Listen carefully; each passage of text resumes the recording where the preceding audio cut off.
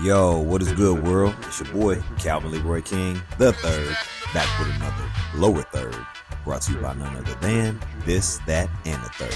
It's the lifestyle show that gives you life, literally. Now, topping off today's lower third is none other than the latest and greatest content series out right now. I'm talking about the biggest rap battle since Jay-Z and Nas. Heck, maybe even Tupac and Biggie. I'm talking about them shots heard round the world, known simply as the Drake and Kendrick beef. Or is it the Kendrick and Drake beef? K-Dot and Drizzy? Champagne Poppy and Kung Fu Kenny? The Boy and the Boogeyman? It doesn't really matter what you call it, really.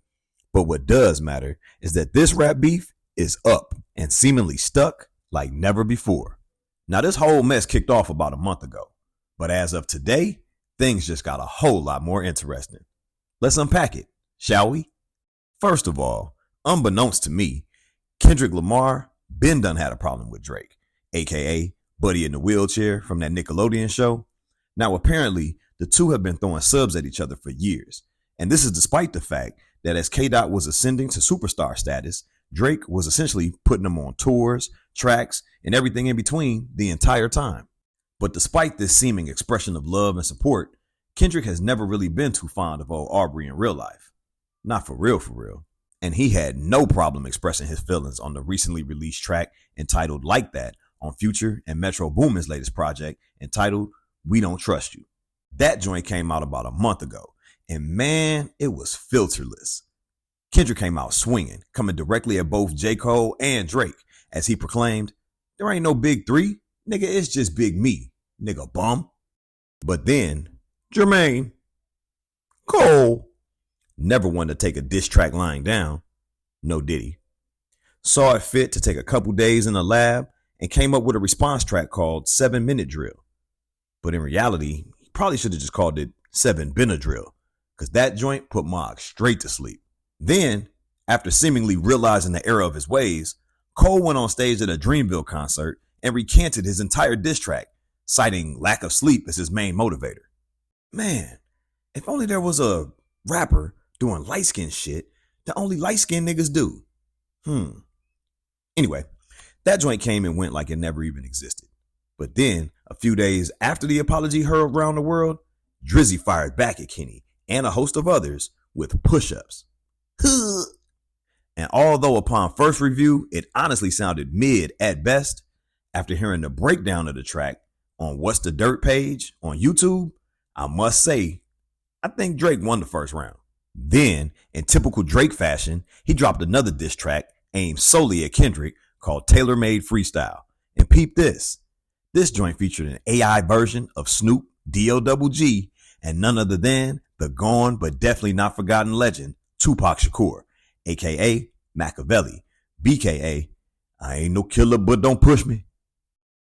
Now the concept on this track is super fire, but using an AI version of the voice of a dead nigga we know probably wouldn't have anything to do with you had he still been alive, that's low-key corny as hell.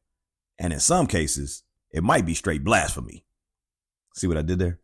Nevertheless, round one, in my opinion, still goes to Drake, narrowly. But that's only for push-ups, and that's only when you consider the YouTube breakdown that comes along with it. Not necessarily for the tailor-made freestyle, which I actually heard he might be getting sued by the Tupac estate over. Stay tuned for more on this developing story. But then earlier today, Kung Fu Kenneth dropped this joint called Euphoria, and man, if taking your time with a nigga was a person, K-Dot would be that nigga subscribing to the 90-day rule. Pause.